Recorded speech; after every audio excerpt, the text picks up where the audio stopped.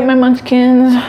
Hope you're in pajamas, you're in bed, all ready to go to sleep, all settled in for tonight's reading. Tonight we're going to do Curious George Goes to the Beach. Awesome. Let's get this going. Okay. This is George. He lived with his friend, the man with the yellow hat.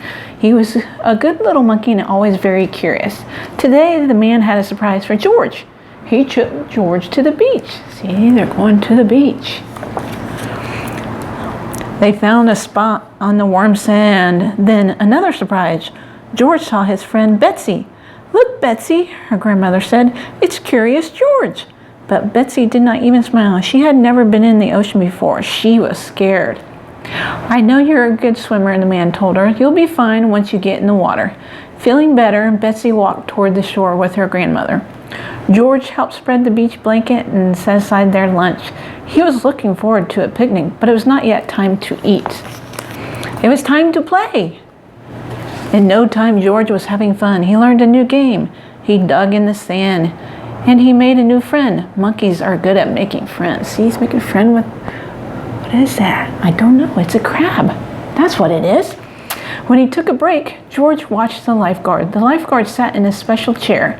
Sometimes he blew a whistle, and sometimes he looked through binoculars. It looked like fun to be a lifeguard. George was curious. Could he be a lifeguard? Before long, the lifeguard took a break. Here was George's chance. Watching the crowd from up in the special chair, George felt just like a lifeguard. He looked through the binoculars. There's a lot to see at the beach. See, he's up in the lifeguard chair. Uh-oh, what's gonna happen? He saw seagulls flying high above, and he saw Betsy on the shore below. She still had not been in the water. Then the lifeguard saw George. "Hey," he yelled, "that's no place for a monkey." George thought it was a fine place for a monkey, but he did not want to cause trouble, so he climbed down. See, everybody's having fun on the beach. Back at the beach blanket, George was hungry for a snack. No one would miss just one cracker, thought George. He took one out and put it on a napkin. It looked good. Now feeling he had some cheese. Uh-oh, what happened to his cracker? Well, he would just have to get a new one. George found another cracker, then turned back around. But now his cheese was gone. Who could be taking his snacks? George was curious. He put down his cracker and waited. Now George saw who was taking his treats. It was a seagull, and he was still hungry.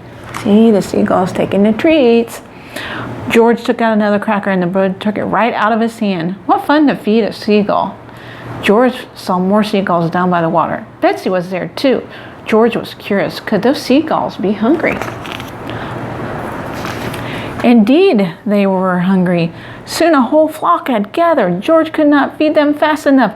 Luckily, Betsy was glad to help.